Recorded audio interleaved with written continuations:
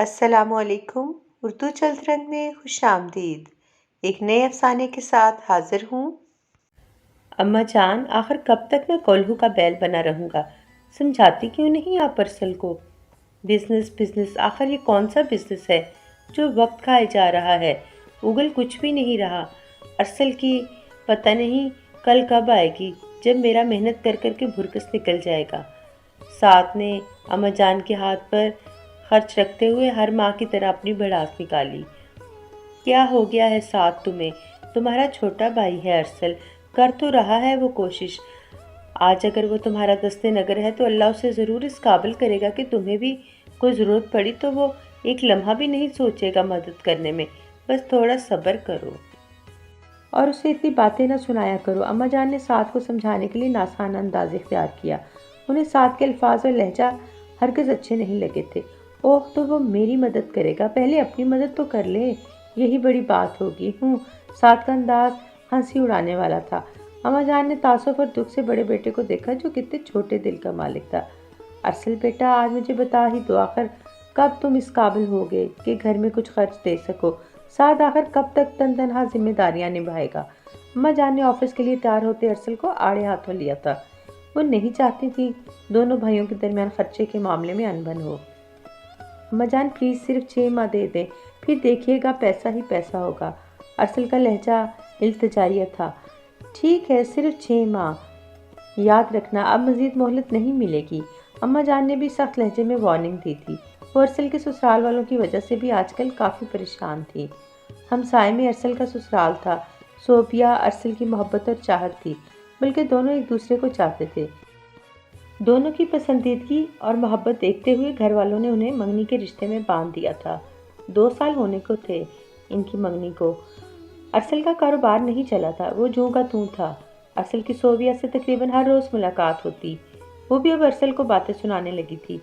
ارسل ہنس ہنس کر سن لیتا، لیکن اماں جان کو صوفیہ کے گھر والوں کے رویے میں واضح فرق محسوس ہونے لگا تھا۔ اب تو وہ ڈھکے چھپے الفاظ میں اماں جان کو بہت کچھ سنا جاتے تھے کہ ان کی بیٹی کو رشتوں کی کمی تھوڑی ہے۔ اماں جان کو ان کی باتیں دہلا دیتی۔ کتنے چاؤ اور ارمانوں سے انہوں نے بیٹے کی منگنی کی تھی، لیکن ارسل کا بزنس تھا کہ وقت ہی نگلے جا رہا تھا، کہیں یہ رشتہ بھی نہ نگل لے۔ اسی فکر میں وہ ارسل کے ساتھ سخت رویہ اختیار کرنے پر مجبور ہو گئیں۔ اوکے اماں جان، میں اب چلتا ہوں، اور یقین کریں خوش کر دوں گا آپ کو۔ ارسل نے اماں جان سے زیادہ خود کو گویا تسلی دی تھی۔ وہ اچھی خاصی مشکل میں گر چکا تھا۔ نکمے پن کے تانے، یہ سب وہ کس دل سے برداشت کرتا تھا؟ یہ صرف وہی جانتا تھا یا اس کا رب؟ اور رب اسے کبھی نا امید نہیں چھوڑے گا، اسے یقین تھا۔ ارسل اور سعد بھائی تھے۔ ان کی 3 بہنیں تھیں جو ابھی زیر تعلیم تھیں۔ ابا بیچارے معذور تھے۔ اماں جان بہت نیک اور پرہیزگار خاتون تھیں۔ رب کے ساتھ ان کا تعلق بہت گہرا تھا۔ اولاد کے لیے ہمہ وقت دعاؤں کے خزانے لٹاتی رہتی۔ سعد کا بھی چھوٹا موٹا بزنس تھا۔ آمدن تو اچھی خاصی ہو جاتی تھی۔ وہ بچت کر کے بزنس کو وسعت دینا چاہتا تھا، لیکن گھر کے بڑھتے اخراجات کے باعث یہ ممکن نہ تھا۔ اسی لیے وہ چڑچڑا بھی ہو جاتا۔ ایک کمانے والا، بیوی، 3 بچے، پھر بہنوں اور ماں باپ کے علاوہ بھائی کا خرچ بھی اسی پر تھا۔ وہ اچھی خاصی بد لحاظی کا مظاہرہ اکثر و بیشتر ارسل کے ساتھ کر جاتا۔ ارسل جواباً ضبط کا بے مثال مظاہرہ کرتا، کبھی پلٹ کر بڑے بھائی کو جواب نہ دیا۔ ارسل نے اپنے دوست کے ساتھ بزنس شروع کیا تھا جو تاحال صرف رقم کھا رہا تھا۔ سعد ہر ماہ جب بھی خرچے کی رقم اماں جان کے ہاتھ پر رکھتا، تب اپنا غصہ اور کھولن ضرور اگلتا۔ میرے اکیلے کی ذمہ داری نہیں ہے یہ، ارسل کو کھلی چھٹی دے رکھی ہے آپ نے، اور مجھے ذمہ داریاں نبھانے میں کھپا رکھا ہے۔ الفاظ تو الفاظ، لہجہ بھی اماں جان کا دل چھلنی کر دیتا تھا۔ اگر آج ارسل تنگ دست ہے تو اللہ اس کے رزق میں بھی کشادگی عطا کرے گا۔ آخر دل اتنے تنگ کیوں پڑ جاتے ہیں کہ ہم دوسروں کے نوالے گننے لگتے ہیں جیسے ہم ہی کھلانے والے ہوں۔ اللہ ارسل کے حصے کا رزق بھی سعد کو دے رہا ہے۔ سعد کو یہ بات سمجھ کیوں نہیں آتی؟ وہ ارسل کے لیے مزید دعائیں کرنے لگتی۔ ارسل، امی ابو بہت پریشان ہیں۔ صوفیہ ارسل کے ہم قدم پار کی روش پر چلتی قدرے کٹور لہجے میں بولی۔ موسم بہت سہانا تھا، ہر سو مست ہوا کیلیاں کرتی پھر رہی تھی۔ ارسل کا دل چاہا یہ سہانا موسم صوفیہ کے سنگ گزارے۔ وہ آفس سے جلدی اٹھ گیا اور اپنی بائک پر صوفیہ کے اسکول جا پہنچا۔ صوفیہ ایک پرائیویٹ اسکول میں جاب کرتی تھی۔ کیوں پریشان ہیں تمہارے امی ابا؟ ارسل جان کر بھی انجان بنا۔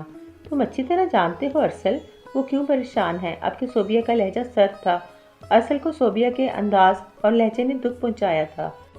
تم ان کو پریشانی سے نکالتی کیوں نہیں ہو؟ تم تو مجھے اچھی طرح جانتی ہو نا۔ ان کو یقین دلاؤ صوبی کہ ایک دن ان کی بیٹی راج کرے گی۔ ارسل نے مستقبل کا حسین ٹمٹماتا پرامید جگنو صوبیہ کی ہتھیلی پر رکھا۔ صوبیہ نے وہ جگنو ایک لمحے میں جھٹکے سے زمین پر پٹک دیا۔ جگنو بلبلا اٹھا تھا۔ تم اور تمہاری خوش فہمیاں، 2 سال ہو گئے ہیں یہ راگ سنتے سنتے۔ تم نے میرے سامنے رونے ہی روئے ہیں، نہ کوئی گفٹ، نہ عید، شب برات پر تحائف۔ تمہارا بزنس تب ترقی کرے گا جب میری خواہشات بوڑھی ہو جائیں گی۔ میں ایسی زندگی نہیں جی سکتی ارسل جو خوش فہمیوں پر مبنی ہو۔ ٹھیک ہے میں تم سے محبت کرتی ہوں، لیکن صرف محبت سے پیٹ نہیں بھرتا۔ شادی کے بعد بھی کیا تم سعد بھائی کے سامنے میری ضروریات کے لیے ہاتھ پھیلاؤ گے؟ زہر میں ڈوبے الفاظ کی برچیاں ارسل کے دل میں اتارتے صوبیہ نے تنفر سے اسے دیکھا۔ احساس توہین اور ضبط سے ارسل کا چہرہ لہو لہو ہوا۔ وہ پھٹی پھٹی نگاہوں سے صوبیہ کا پتھریلے تاثرات سے اٹا خوبصورت چہرہ دیکھ کے گیا جو مزید زہر اگل رہی تھی۔ میرے والدین 2 ماہ کے اندر میری شادی کر دینا چاہتے ہیں۔ ہے تمہاری اوقات کہ مجھے بیاہ کر لے جاؤ۔ زہر خند لہجہ ارسل کے وجود کو نیلو نیل کر گیا۔ اس کی محبت مادیت پرستی کی بھینٹ چڑھ گئی تھی۔ وہ کوشش کر رہا تھا لیکن اس کی کوشش اور جدوجہد کا عرصہ کیا طویل ہوا، سب رشتے ناتے اس سے عاجز آنے لگے تھے۔ کیا دولت ہی سب کچھ ہوتی ہے؟ آج سے قبل اسے اپنا وجود کبھی اتنا ناکارہ نہ لگا تھا، تب بھی نہیں جب سعد بھائی اٹھتے بیٹھتے اسے نکمے پن کے تانے دیتے تھے، اسے ملازمت کرنے کا مشورہ دیتے تھے۔ وہ ہنس کر سہ جاتا، لیکن صوبیہ شاید آج اس کے ساتھ آئی ہی اس لیے تھی کہ اس کی روح پر گھاؤ لگاتی جائے۔ امی ابو کل پرسوں تک رشتہ ختم کرنے آئیں گے۔ میرا بہت اچھی جگہ سے ملازمت پیشہ بندے کا رشتہ آیا ہوا ہے۔ میرے والدین تمہارے کاروبار کے پھلنے پھولنے کا مزید انتظار نہیں کر سکتے۔ صوبیہ روکھے لہجے میں اس کے وجود پر اذیت ناک کوڑے برسا کر اسے بے یقین ہکا بکا چھوڑ کر چلی گئی۔ وہ جو اس کی محبت تھی، دن رات اس کی محبت کا دم بھرنے والی، اسے چھوڑ کر چلی گئی صرف پیسے کی خاطر۔ اس پل وہ اونچا لمبا خوبصورت مرد ڈھہ گیا تھا۔ اس کی کم مائیگی اس کی محبت چھین کر لے گئی تھی، لیکن شاید وہ اس کی محبت تھی ہی نہیں۔ محبت کو تو صرف محبت کی بھوک ہوتی ہے، مادی چیزوں کی نہیں۔ صوبیہ کو اس سے محبت تھی ہی نہیں۔ وہ بکھرے ریزہ ریزہ وجود کو سمیٹنے کی کوشش میں ہلکان پارک کے بینچ پر بیٹھ گیا۔ رنگ برنگے دلکش پھولوں اور سرسبز درختوں نے محبت سے اس حسین نوجوان کو دیکھا تھا جس کے سر پر خوش قسمتی کا پرندہ منڈلا رہا تھا۔ اے لو، ایسے کیسے وہ رشتہ ختم کر سکتے ہیں؟ منگنی کی تھی، ہم نے کوئی مذاق نہیں کیا تھا۔ ارسل نے گھر جا کر ٹوٹے بکھرے لہجے میں اماں جان کو حقیقت سے آگاہ کیا تو وہ اچھی خاصی مشتعل ہو گئیں۔ پلیز اماں جان، اگر صوبیہ کی بھی مرضی نہیں رہی تو پھر اس رشتے کا ٹوٹ جانا ہی بہتر ہے۔ ارسل نے دل پر پتھر رکھ کر فیصلہ سنایا تھا۔ لاؤنج میں اس پل گھر کے سب افراد موجود تھے۔ سعد کے بچے بڑوں کے دکھ سے بے نیاز کھیلنے میں مگن تھے۔ اس کا فیصلہ اماں ابا دونوں کو رلا گیا تھا۔ میرا خیال ہے صوبیہ نے ٹھیک فیصلہ کیا ہے۔ ایک کنگلا انسان اسے دے بھی کیا سکتا تھا۔ سعد بھائی دل جلانے میں کیوں پیچھے رہتے؟ ارسل نے دکھ سے سعد بھائی کو دیکھا، پھر سر جھکا دیا۔ اماں جان اور ابا کے دل سے بیٹے کی بے بسی اور اذیت پر دعا نکلی جو سیدھی عرش پر جا پہنچی تھی۔ بیٹے کے پاس اگر دولت کی کمی تھی تو رشتوں کا پاس بے انتہا تھا۔ وہ سعد کی کڑوی کسیلی سننے کے باوجود کبھی بڑے بھائی کا احترام نہیں بھولتا تھا، کبھی پلٹ کر جواب نہ دیا۔ اماں ابا کو بھرپور توجہ، محبت اور احترام سے نوازتا، چھوٹی بہنوں سے شفقت سے پیش آتا۔ صرف دولت کی کمی سب کچھ نہیں ہوتی، اخلاق کی کمی سب سے بڑی کمی ہوتی ہے۔ ارسل اخلاق کی دولت سے مالا مال تھا تو رب اسے اس آزمائش کے بعد مالا مال کیوں نہ کرتا جو ماں باپ کی دعائیں لینا جانتا تھا۔ اور پھر وقت بدلتے دیر نہیں لگتی، وہ جو زیر تھا زبر ہو چکا تھا۔ ارسل یار، مجھے 15 لاکھ کی اشد ضرورت ہے، کاروبار میں رقم لگانی ہے۔ ساتھ نے محبت سے ارسل کو مخاطب کیا تھا۔ اوکے بھائی، میں آپ کو چیک لکھ دیتا ہوں۔ جواباً ارسل کے لہجے میں محبت و احترام تھا۔ ارسل کا کاروبار بالآخر ترقی کے زینے پر چڑھنے لگا تھا۔ اب دولت کی ریل پیل تھی، اسے اس کی محنت کا ثمر مل گیا تھا۔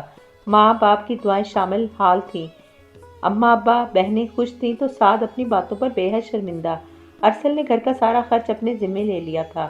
اماں ابا کو عمرے پر بھی وہ بھیج چکا تھا، اب انہیں حج کروانا تھا۔ سعد کے بزنس کی ترقی کے لیے ارسل اس کی بھرپور مدد کر رہا تھا۔ اب دونوں بھائیوں کے پاس شاندار گاڑیاں تھیں۔ اللہ نے 4 سال کے عرصے میں ارسل کو مالا مال کر دیا تھا۔ اب وہ اپنے گھر والوں پر دل کھول کر خرچ کر رہا تھا۔ اللہ بدلے میں اسے مزید دگنا دے رہا تھا۔ وہ جانتا تھا کہ اللہ تعالیٰ کو اپنے اہل و عیال پر خرچ کرنا بے حد پسند ہے۔ صوبیہ کی شادی کے 2 ماہ بعد ہی ارسل کے حالات بدل گئے تھے۔ ارسل کو کبھی اس کی یاد آتی تو وہ فوراً جھٹک دیتا۔ اللہ نے یقیناً اس کے حق میں بہتر ہی کیا تھا۔ ان دنوں اماں جان ارسل کے لیے لڑکی تلاش کر رہی تھی جب صوبیہ کی امی اچانک ان کے گھر آ گئیں۔ گھر کے شاندار ساز و سامان اور ان کے ٹھاٹ باٹ دیکھ کر وہ دنگ رہ گئیں۔ حلیمہ، کیا ارسل کا کاروبار ترقی کر گیا ہے؟ صوبیہ کی امی کے لہجے میں حسرت تھی۔ الحمدللہ، اللہ کا کرم ہو گیا ہے ارسل پر۔ تم سناؤ، صوبیہ خوش تو ہے نا؟ اماں جان نے محبت سے استفسار کیا۔ ارے کیا بتاؤں، صوبیہ کی شادی ہوئی تو اس کے شوہر کی ملازمت چھوٹ گئی۔ آج کل لڑ کر میکے آئی ہوئی ہے، جانے کا نام ہی نہیں لیتی۔ اب اسے ارسل کی قدر ہوئی ہے۔ صوبیہ کی امی نے ڈھکے چھپے الفاظ میں اپنا مدعا بیان کیا۔ تم صوبیہ کو سمجھاؤ، گھر ایسے نہیں بستے۔ آج اس کے شوہر کی ملازمت نہیں تو کل مل جائے گی۔ صوبیہ کو اس مشکل وقت میں اپنے شوہر کو تنہا نہیں چھوڑنا چاہیے۔ اور ہاں، مجھے ذرا ارسل کے لیے لڑکی دیکھنے جانا ہے۔ برا نہ ماننا، وقت دیا ہوا ہے۔ تم بیٹھو بچیوں کے پاس، چائے پی کر جانا۔ اماں جان کہہ کر اٹھ کھڑی ہوئیں۔ میں بھی چلتی ہوں، اب بیٹھ کر کیا کرنا ہے؟ صوبیہ کی امی نے حسرت بھری نگاہ چہار اطراف دوڑا کر کہا تھا۔ چلو جیسے تمہاری مرضی۔ اماں جان الوداعی مصافحہ کر کے لاؤنج سے نکل گئیں۔ صوبیہ کی امی نے بھی سر آب بھر کر لاؤنج کے بیرونی دروازے کی جانب قدم بڑھا دیے۔ میں بہت شرمندہ ہوں ارسل، مجھے معاف کر دو میرے بھائی۔ بہت دل دکھانے والی باتیں کہہ جاتا تھا میں۔ سعد بھائی شرمسار لہجے میں گویا ہوئے۔ ارسل کے لیے اماں جان نے گوہر نایاب ڈھونڈا تھا۔ فلزہ بہترین اخلاق اور سلجھی ہوئی شخصیت کی مالک تھی۔ فلزہ نے ارسل کی زندگی میں خوشیوں کے رنگ بھر دیے تھے۔ دونوں میاں بیوی ہنی مون کے لیے ترکی گئے تھے۔ واپسی پر ڈھیروں قیمتی تحائف ان کے ہمراہ تھے۔ ارسل نے فرداً فرداً گھر کے سب افراد کو تحائف دیے۔ بھتیجوں اور بھتیجی کے لیے کھلونوں کا ڈھیر لگا دیا تو سعد بھائی اب اپنے گزشتہ رویے پر شرمسار ہو گئے اور بے ساختہ ان کے لبوں سے اس بات کا اظہار بھی ہو گیا۔ ارے بھائی، بھول جائیں سب تلخ باتیں۔ ایسی باتیں جتنی جلدی بھول جائیں اتنا ہی اچھا ہوتا ہے۔